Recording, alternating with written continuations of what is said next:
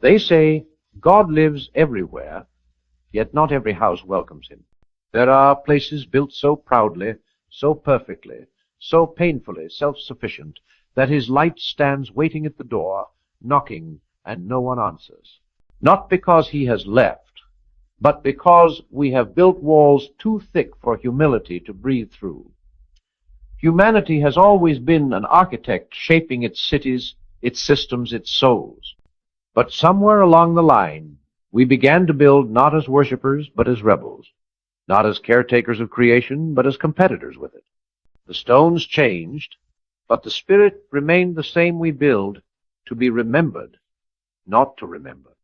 And so, beneath the glittering skylines of progress, 5 invisible structures rise within every human being, 5 architectures of spirit that repel the very presence they were meant to reflect. The first is the Tower of Pride. It begins as ambition and ends as idolatry. Pride is the architecture of self-worship, a skyscraper built on the fragile soil of comparison. Every brick is a statement of separation. I am above. I am better. I am enough without anything beyond myself. The Tower of Pride climbs endlessly upward, trying to pierce the clouds of eternity, but its foundation is hollow. It does not rise, it swells, and every swelling must eventually collapse. Pride builds monuments where humility would have built bridges. It shouts where wisdom would have whispered. It believes that to shine, one must outshine others, forgetting that the sun loses no light when another candle burns beside it. God's presence does not abandon the proud. It simply has no place to rest. For where self sits on the throne, truth stands at the gate, waiting. Pride convinces the soul it needs no grace, and in doing so it locks the door from within. The proud man does not see that his greatest achievement is still smaller than the dust that birthed him.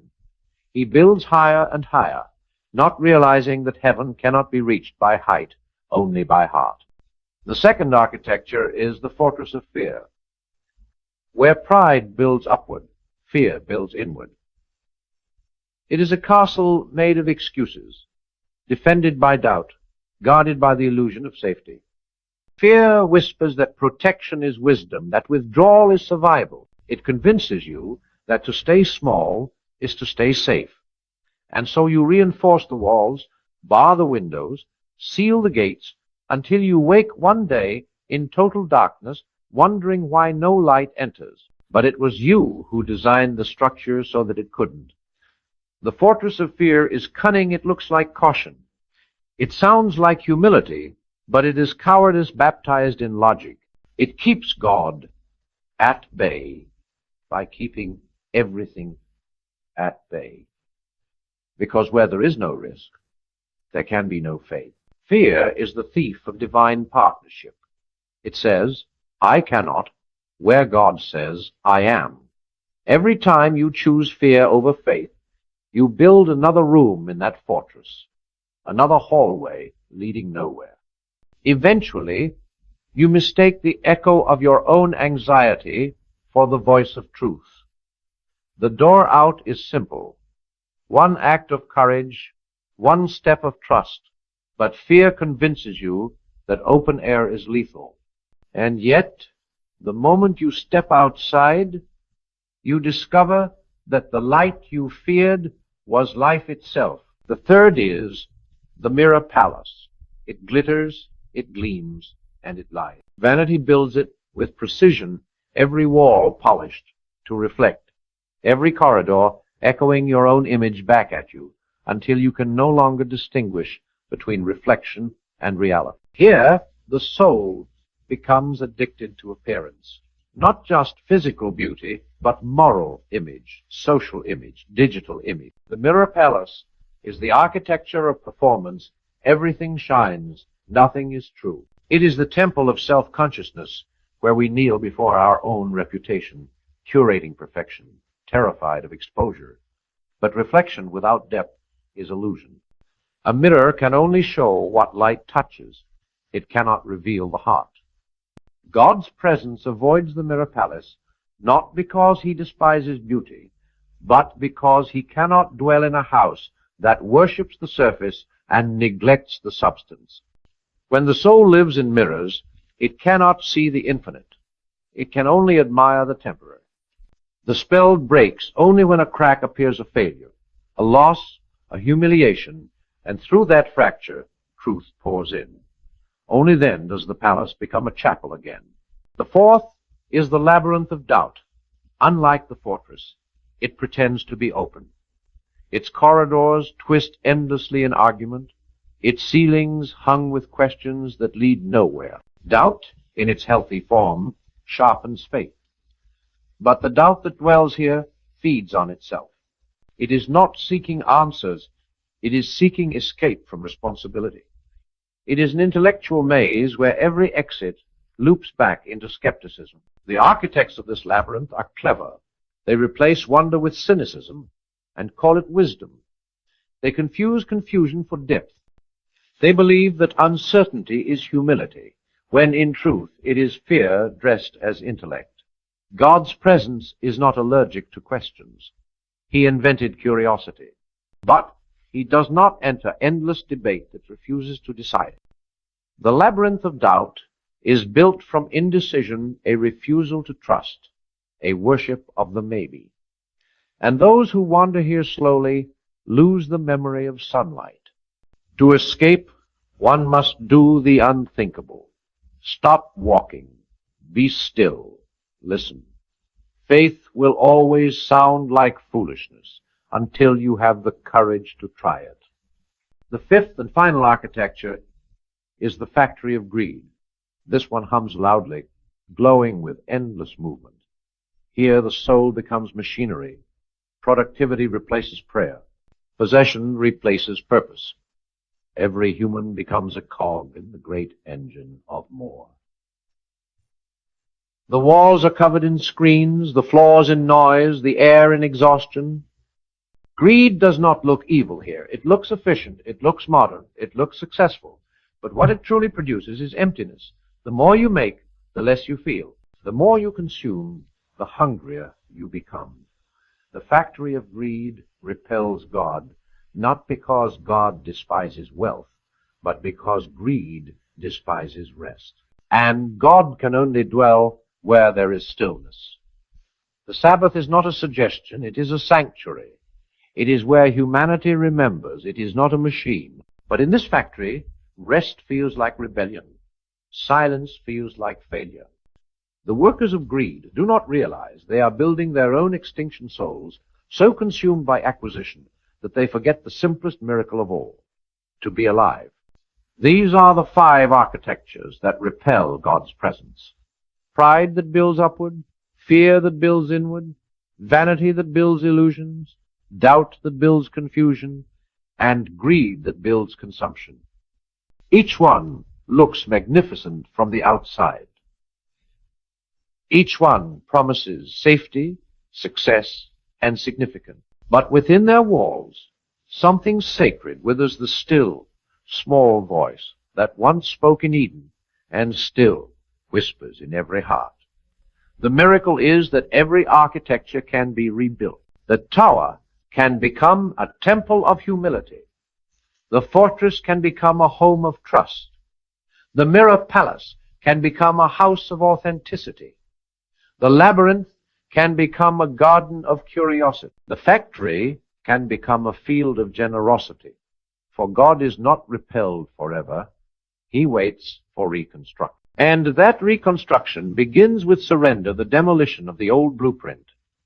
You must tear down what your ego built to make room for what grace intends to raise. You must look at your ruins and see potential, not punishment. You must become an architect again, but this time not of walls, but of windows. Let the light in. Let gratitude be your cornerstone, discipline your scaffolding, love your ceiling, truth your floor. Build not to be seen, but to see. Build not to reach heaven, but to host it. For the presence you seek has never been far. It was simply waiting for space. Every life is a city under construction. Every day you lay bricks of thought, words, and action. Ask yourself, am I building monuments to myself or homes for the divine? The difference is subtle, but eternal. One crumbles with time, the other grows into timelessness. You do not need to seek God in temples made by hands. You are the temple. What you build within determines what dwells within. The world will tell you to build faster, higher, louder, but heaven whispers otherwise. Build deeper, truer, quieter, because the strongest architecture is invisible. It is the structure of the soul that stands unshaken when storms come, when applause fades, when everything material is stripped away, and only the essence remains. So tear down your towers, open your gates, break your mirrors, walk out of the labyrinth, turn off the machines, step into the open air of grace. There, in the ruins of everything false, you will find the presence you thought was lost, waiting, patient, eternal, smiling, as if it never left.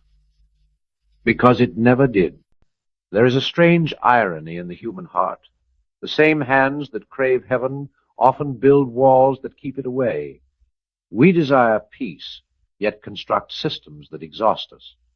We pray for meaning, yet chase illusions that drown it. Each of the 5 architectures is not simply a metaphor.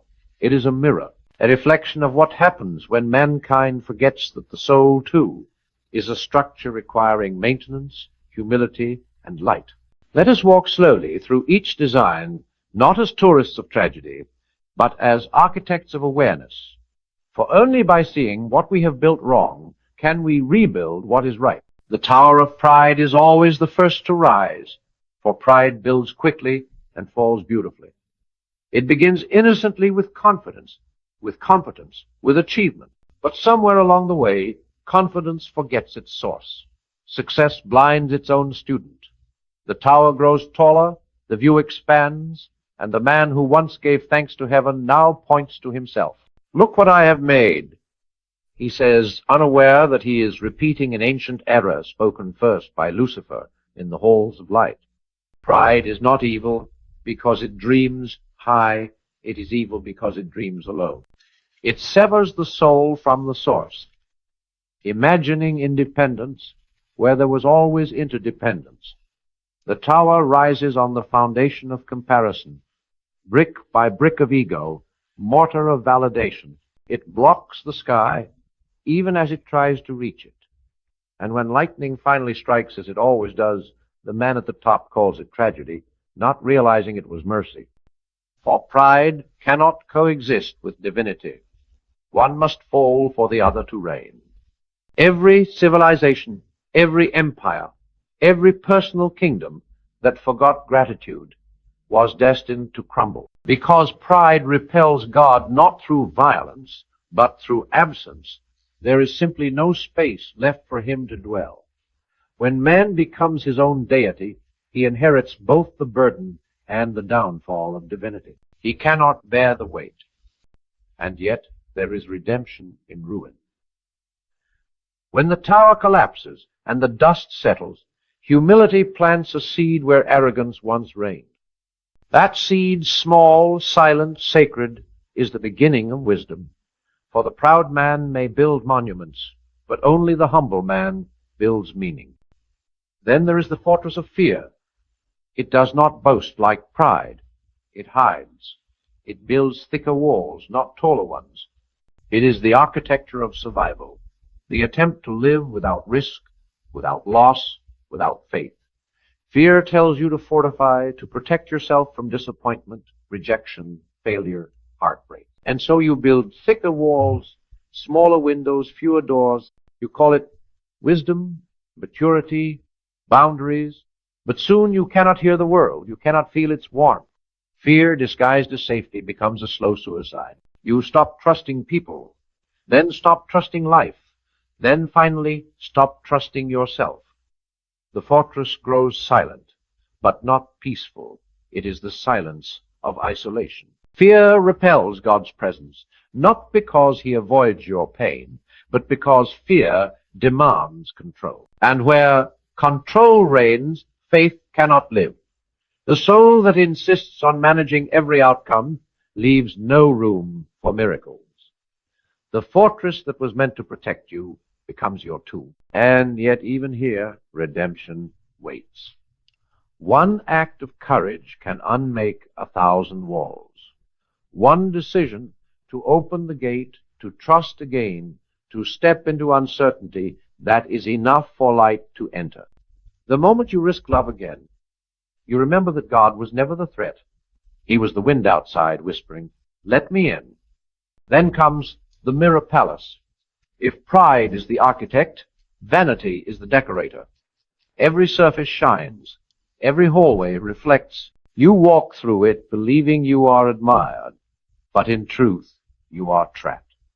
The mirrors multiply your image until you mistake your reflection for your identity. This is the age of mirrors, social media, self-branding, endless performance. We live to be seen, not to be known. And so the mirror palace becomes the cathedral of the modern soul. Every post, every purchase, every accomplishment becomes a pane of glass polished for others to admire. Yet behind the glass, emptiness echoes, because in the pursuit of being seen, we forget how to see ourselves. The danger of the mirror palace is that it feels holy. It feels productive, connected, adored. But it is hollow. God cannot dwell in reflections. He lives in realities. His presence is not drawn to the flawless, but to the honest. The mirrors must crack before light can enter. Sometimes life cracks them for you through failure, heartbreak, loss of reputation, and though it feels like ruin, it is rescue. For what breaks your illusion reveals your essence. And when the mirrors shatter, you realize something beautiful. You were never meant to reflect yourself, but to reflect Him. The divine does not seek perfect glass, only clean glass. Let your cracks remain. They are proof that light passed through. The labyrinth of doubt is subtler. It does not look like rebellion. It looks like sophistication. It calls itself reason, intelligence, enlightenment. The labyrinth has many doors, each leading to another question, another theory, another explanation. The soul that enters believes. It seeks truth. But over time, it forgets what truth even is. Doubt becomes its own religion. The tragedy of the labyrinth is not that it questions God, honors questions, but that it never stops questioning. It seeks not to find, but to avoid finding, because to find is to commit. And to commit is to surrender. The doubter fears being wrong more than he desires being right. So he walks forever in circles, mistaking motion for progress. The divine presence does not vanish from such a soul. It waits patiently in the center, like a quiet heart, waiting to be rediscovered. But to reach the center, you must stop moving. You must rest. You must silence the arguments and listen for the whisper. The exit is not at the edge. It is at the still point within. Faith is not the death of thought. It is the fulfillment of it. And finally, the factory of greed, the busiest of all. It roars and shines and dazzles. It produces endlessly and rests never. It measures worth in numbers, identity and net worth, purpose and productivity. It has no windows, only clocks. In the factory of greed, time is God and man is machine. This factory builds everything except meaning. It builds houses, not homes, careers, not callings, fame, not fulfillment. It promises abundance but delivers exhaustion. Greed repels God not because he hates wealth, but because greed worships scarcity. It says there is never enough, and in doing so blinds itself to the infinite. But when the machines stop, when illness, loss, or awakening halts production, the worker finally hears the silence he's been avoiding. And in that silence, a different rhythm begins the heartbeat of grace. He realizes that enough was always here, that the presence of God was not in the noise, but in the stillness between it. The 5 architectures are not external monuments. They are internal blueprints. You build them every day in your thoughts, your reactions, your choices. And the miracle is that every one of them can be transformed. Pride can become reverence. Fear can become faith. Vanity can become vision. Doubt can become curiosity. Greed can become gratitude. Every structure that once repelled God can become a cathedral of his return. Because God is not repelled by imperfection, only by pretense. He does not require gold ceilings. He asks for open doors. He does not demand perfection. He desires presence. The same presence that waits at the edge of every human heart, whispering, "Tear down what is false, and I will fill what remains." You are not cursed for building wrong. You are invited to rebuild right. Life itself is the divine architect's mercy, a daily renovation of the soul. Every morning you awake is a blueprint unrolled anew, an opportunity to build with truth this time. Do not waste it on walls. Build windows, build bridges, build rooms large enough for grace to dwell in. And when you do, you will feel something sacred, not loud, but luminous. The presence will no longer seem distant, because it was never gone. It was only waiting for a house humble enough, courageous enough, honest enough, still enough to receive it. That house is you. There is mercy in every ruin, for the same hammer that breaks can also build, and the same dust that buried you can become the clay of resurrection. Every architecture that once repelled the presence can be redesigned by humility, love, and awareness. The world tells you that collapse is the end. Heaven calls it the beginning of restoration. The tower of pride does not need to be destroyed. It needs to be inverted. Turn it upside down, and it becomes a well, a place where water, not worship, collects. The proud man learns humility not through humiliation, but through revelation, that greatness without gratitude is emptiness wearing a crown. When the tower falls, he finally sees the sky again. The dust he feared becomes his teacher. Pride was never strength. It was fear of being small. And when he kneels among the rubble, he discovers that the posture he avoided was the one that made him limitless. Humility is not self-hatred. It is clear sight. It does not deny talent. It sanctifies it. It says, "Everything I have is borrowed, so I will build as a steward, not as a god." And when man becomes a steward again, creation begins to breathe easier. The trees seem greener. The air feels cleaner. Because humility restores harmony. It puts things back in order. It reminds the soul that heaven was never reached by height, only by depth. Go deeper into service, deeper into honesty, deeper into gratitude, and you will rise higher than any tower of ego could ever take you. From there, the fortress of fear begins to tremble. Its walls, once cold and impenetrable, start to warm beneath the touch of courage. Courage is not the absence of fear. It is faith moving through it. Every gate you open dismantles an illusion. Every act of trust chips away at the stone. Fear told you that control was safety, but courage teaches you that surrender is strength. You were never meant to barricade yourself from life. You were meant to walk with it hand in hand, trusting that even pain serves a holy purpose. Fear isolates, faith integrates. It connects you back to everything living, to people, to beauty, to mystery. When you finally open the gate and step outside, you realize that the wilderness you dreaded is not chaos. It is creation in motion. The birds you once kept out begin to nest in your heart, singing songs of freedom you had forgotten. You become lighter, freer, more alive. The presence you thought was missing was waiting in the open air all along. Next, the mirror palace begins to lose its shine. Vanity cannot survive in the presence of truth. The mirrors that once reflected your image now begin to reveal your soul. And it surprises you. There is beauty there, yes, but also tenderness, fragility, longing. For the first time, you look without posing. You see the person behind the performance. That moment of honesty is sacred. It is the first breath of authenticity. You begin to replace reflection with connection.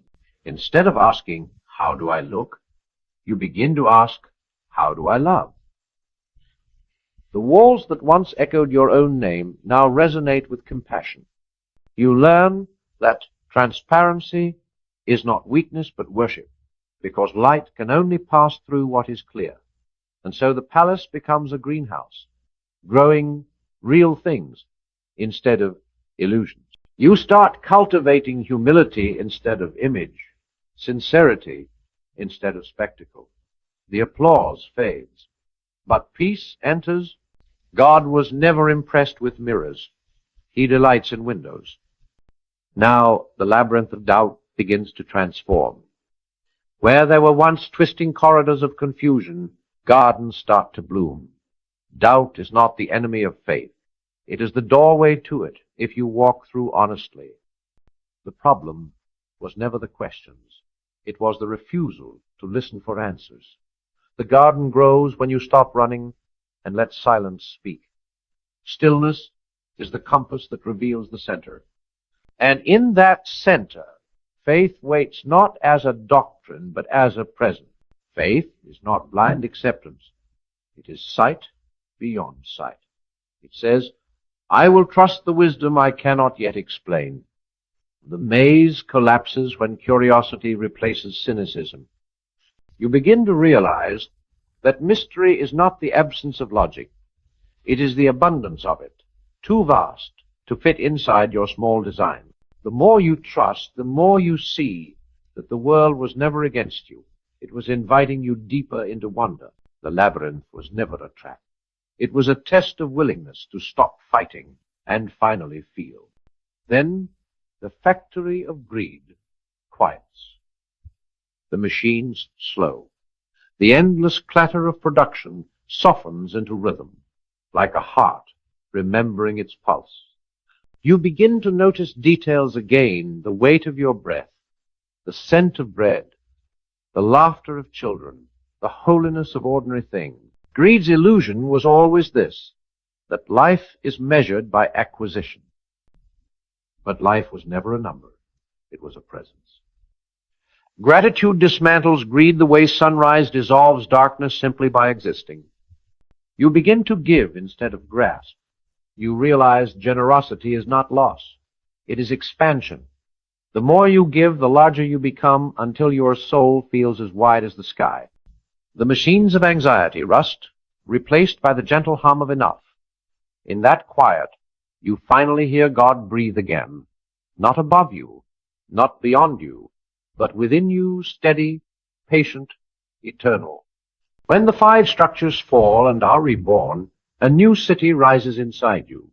Its streets are paved with purpose, its walls lined with wisdom, its air filled with the fragrance of peace. There is no temple there, for the temple is the heart itself. Its light never dims, because it is not powered by ambition, but by grace. You walk through it knowing you are home, not because the world changed, but because you did. The presence never truly left. It simply waited for vacancy. God does not invade, he indwells. And when you rebuild, not for glory, but for goodness, not for display, but for devotion, his light rushes in faster than you can comprehend. You feel it in your chest, in the quiet spaces of your mind, in the ordinary moments that suddenly feel divine. That is what happens when the soul becomes hospitable again. And so, my friend, if you find yourself today among ruins, take heart. You are exactly where creation begins. The tower can be rebuilt as service. The fortress can reopen as faith. The palace can be redesigned as honesty. The labyrinth can bloom as wonder. The factory can rest as gratitude. What once repelled the presence now invites it. That is redemption. The transformation of architecture into altar. Because in the end, there are no lost cities, only unfinished ones. And God is the architect who never abandons his blueprint. He will keep rebuilding you until you finally learn that the greatest cathedral was never made of stone or glass or gold. It was always made of heart. There is a moment after every collapse when silence feels infinite. The dust of your former towers still hangs in the air, and for a breath you believe you have lost everything. Yet, listen closely, beneath that silence, something stirs. It is the pulse of creation beginning again. The architect has returned to the site. He does not come with condemnation, but with compassion. His hands touch your ruins, not as a judge, but as a sculptor. You thought you were broken. He calls you becoming. Every soul passes through this rebuilding. It is the divine pattern: construction, collapse, resurrection. The humble learn that nothing truly sacred can be built without first being broken. Gold must melt before it is molded. Seeds must die before they bloom. And so the soul, too, must shatter its false structures before it can house the infinite. When you finally stop defending your old blueprints, you will feel a stillness spreading through you. That stillness is not emptiness, it is readiness. God does not build in chaos. He builds in surrender. The moment you stop proving, hiding, pretending, the presence enters, not as thunder, but as breath. It fills the hollow places and calls them holy. Then something miraculous happens. You begin to build again, but differently this time. No longer out of pride, but out of praise. No longer from fear, but from faith. Your hands, once frantic to control, now move with peace. You understand at last that the goal was never to construct monuments, but to become one, a living sanctuary through which light can pass.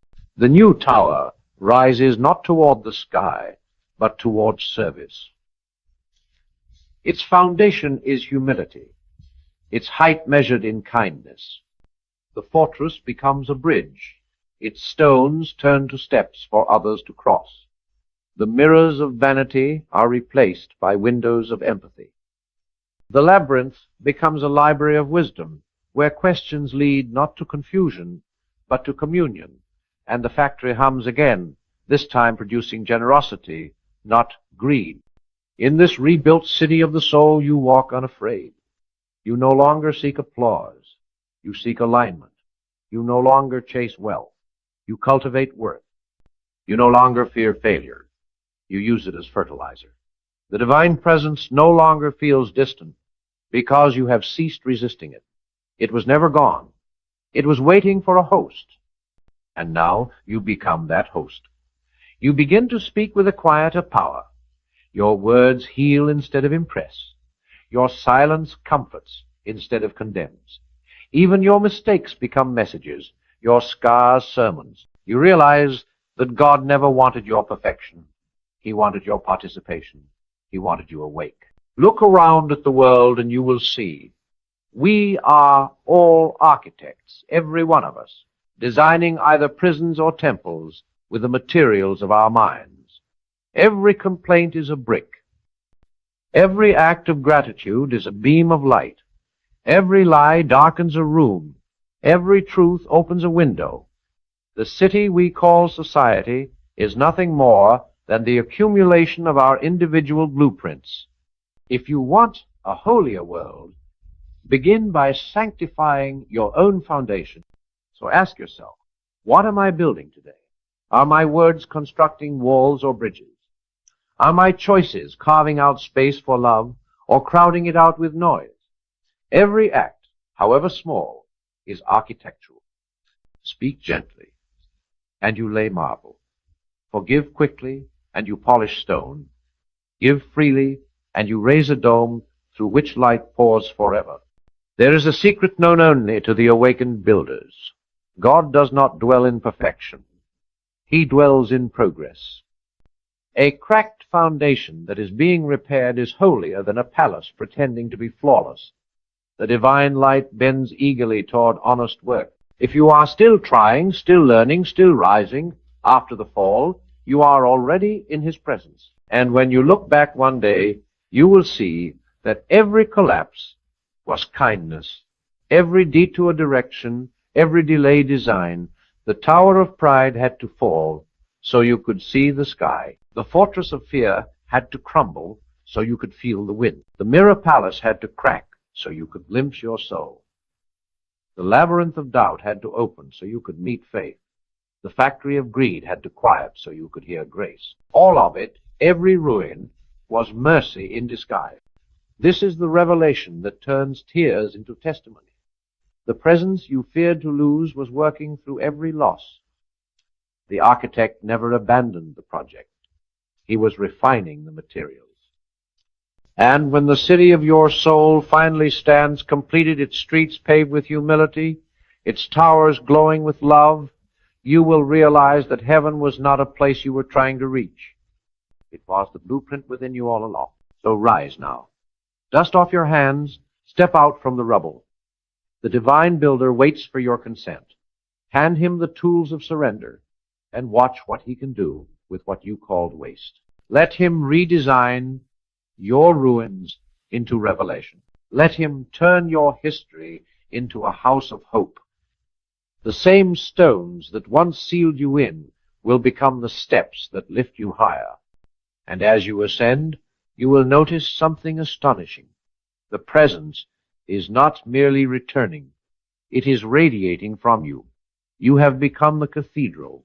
Every word you speak rings like a bell calling others home. Every act of kindness lights another lamp along the road. You will see the faces of strangers and recognize them as fellow builders, each carrying their own blueprints of becoming. Together, you are constructing the new Jerusalem of the heart, the city not made by hands, but by healing. Stand tall, but stay humble. Shine, but remember the source. Build, but never forget who lends you the tools. And when the world asks where God has gone, point not to the heavens, but to your own heart rebuilt. For when a human soul becomes a house of light, the universe has one more dwelling place for the divine. There comes a moment in every rebuilding when the light returns, not timidly, but in triumph. The first rays cut through the dust, and suddenly every ruin glows with gold. The ashes no longer speak of loss, but of cleansing. The broken walls no longer represent shame, but initiation. You realize then that the presence you thought you lost was never absent. It was waiting for you to remember who built you. And when you remember, the world changes color. Every ordinary thing becomes extraordinary. The air feels alive, charged with meaning. The ground beneath your feet hums with the echo of eternity. Because once you have torn down the 5 architectures of separation, there is nothing left to hide the light. You have become transparent to grace. Pride humbled becomes majesty. Fear transformed becomes faith. Vanity shattered becomes vision. Doubt surrendered becomes wisdom. Greed redeemed becomes generosity. These are not new materials. They are the same stones, sanctified by surrender. God does not replace your life. He renews it. He does not discard your story. He rewrites it in light. And when he does, the whole world sees the glow. The people who once mocked your fall now stand in awe of your rise. Not because you became perfect, but because you became real. You carry scars now, yes, but they shine. They are no longer proof of pain, but proof of passage. They are the stained glass through which divinity now shines. The city of your soul begins to hum like a hymn. You walk its streets and feel power where there was once panic, peace where there was once pride. You begin to speak differently, not with arrogance, but with authority. The kind of authority that comes only from having fallen and risen with grace still on your hands. And you see it now. The presence was never lost because it was never elsewhere. It was in the breath between your cries, in the silence after the storm, in the ache that never left because it was never meant to. The ache was the doorway. The ruin was the revelation. The fall was the floor of resurrection. Every man, every woman, every child walking this earth is a cathedral under construction. Some have towers half built. Some have walls cracked by sorrow. Some are just learning to lay their first foundation of faith. And the architect loves them all. He does not judge the stage of their building. He only asks for their willingness to keep building. So, rise, builder of light. The world needs your reconstruction. It is waiting for you to lead, not with words, but with witness. You have walked through the ashes. You know the way back to fire. Speak life into brokenness. Be the bridge for those still lost in their own fortresses and towers. For there is no sermon louder than a rebuilt soul. When you walk into a room, may people feel heaven approaching. When you speak, may truth echo beyond argument. When you act, may your love dismantle fear as effortlessly as sunlight dissolves shadow. For this is what happens when God dwells within a man. He becomes a living architecture of grace, a walking sanctuary, a moving miracle. And yes, the world will still test you. Pride will call again. Fear will knock. Vanity will whisper. Doubt will tempt. Greed will invite. But now you know their language, and more importantly, you know their silence. You have learned the sacred art of stillness, the kind of quiet that cannot be disturbed, because it is built on divine foundation. The storms will come, but they will not shake you. The winds will rage, but you will not bow, because you have anchored your walls in truth. The foundation is not made of fortune, fame, or fleeting approval. It is made of faith, and faith cannot crumble. Look around this world. It is rebuilding too. Every generation must learn again what the ancient ones forgot, that civilization without spirit collapses, that progress without purpose poisons, that towers without truth always fall. The cities of men tremble not because of technology, but because of emptiness. They have built upward, but not inward. They have mastered the machine, but forgotten the soul. But you who have read the 5 architectures and felt them within yourself, you are part of a new creation. You are the remnant that remembers. You are the light inside the labyrinth. You are the hand that rebuilds what greed destroyed, the heart that softens what pride hardened. You are the proof that heaven still invests in humanity. So live loudly, but love louder. Speak boldly, but serve humbly. Chase greatness, but never forget goodness. Build empires of empathy, not ego. Gather wealth of wisdom, not waste. For every act of kindness is a brick in the new kingdom, and every breath of gratitude is a prayer that shapes eternity. The presence does not descend like lightning, it rises like dawn, slowly, steadily, irresistibly. And when it rises in you, everything it touches comes alive. Your work becomes worship. Your home becomes holy ground. Your laughter becomes liturgy. Even your pain becomes prophecy, telling others that resurrection is real. Listen, do you hear it? The sound of walls falling, the sound of new foundations forming, that is creation reborn through you. The same voice that said, "Let there be light," now speaks through your every act of compassion, your every moment of courage, You are no longer merely human, you are humanity awakened. And if you ever doubt your worth, remember this. The Creator built galaxies, oceans, and stars, but He chose to dwell not in any of them, but in you. That is the honor you carry. That is the responsibility.